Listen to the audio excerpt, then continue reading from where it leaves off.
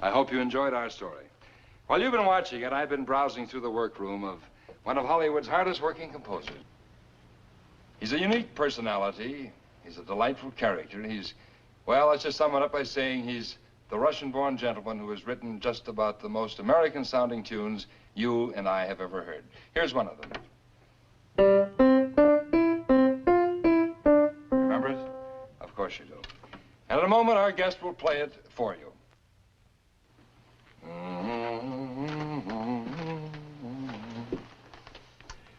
We all know the name of that song, but who wrote it? Do you know? Well, I could say he's Hollywood's most eminent composer of music for motion pictures. But to identify this particular gentleman, words don't help. His personality is better demonstrated than described.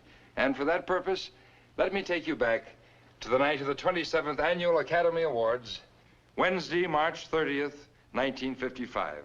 The place, Hollywood.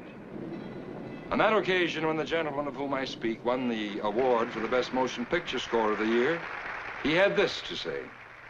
Ladies and gentlemen, for my award, I should very much like to thank Beethoven, Brahms, Schubert, Grieg, Corelli, Palestrina, Mozart, Haydn, Mendelssohn, Johann Strauss, Oscar Strauss, and Richard Strauss. You're not forgetting Verdi and Puccini, are you? Oh, Verdi and Pucci. Thank you very much. I am awfully sorry. Thank you, Mr. Puccini. Ladies and gentlemen, one of Hollywood's most distinguished composers, currently the music maker for the new George Stevens production, Giant, the fabulous Mr. Dimitri Tiomkin. How do you do?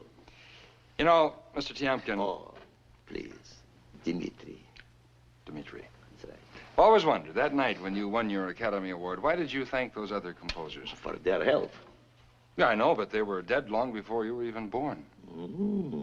Lucky for me.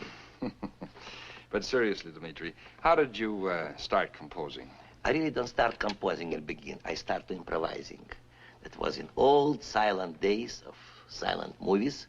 Where? In St. Petersburg. St. Petersburg? Yeah, but St. Petersburg, no, in Florida. Can I play for you? Please do.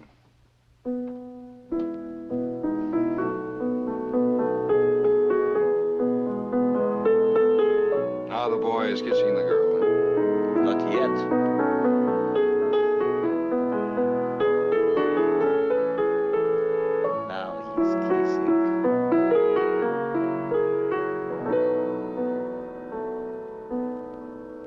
Finished.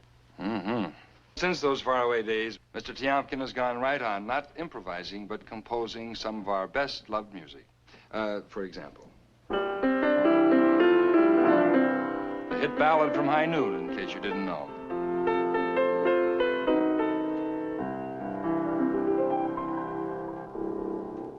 You know, Dimitri, it's strange that you, who've spent so many years in foreign countries, can capture the flavor of the American people so exactly.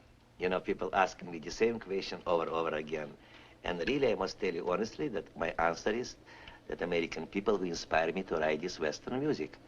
And as a matter of fact, I like very much to use in my picture also American folk tune. I consider that the United States possesses the most greatest treasury of original folk music. For instance, you remember it.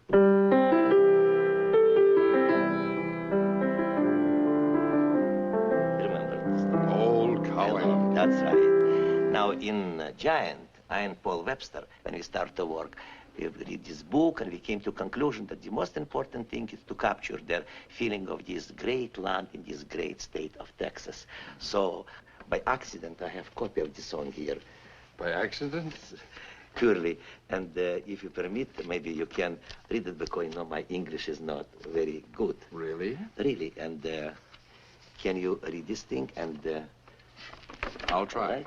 And you ready? Yes. So can I give you 2 bars for nothing? Good.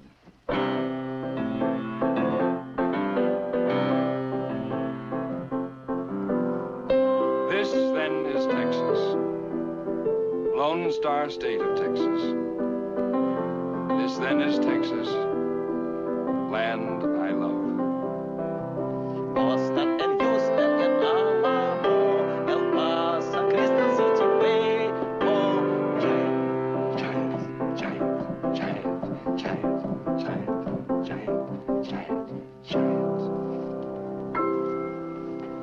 I have all the love song in this picture. And you happen to have that one with you, too? Oh, naturally. Now, you know, because my English is really not so good, I hope that you... Yes, I know. I'll read the words and you play the piano. Now, without 2 bars, for nothing. Without 2 bars. Yes. There'll never be anyone else but you. No other love. No one but you. You are my first love. You'll be my last love. And so, it shall ever be. You know, this love theme is from the same picture, and really I was inspired by wonderful acting of Elizabeth Taylor and Rock Hudson. You know, Dimitri, as the dean of all of our composers for the screen, what one thing do you owe your success to?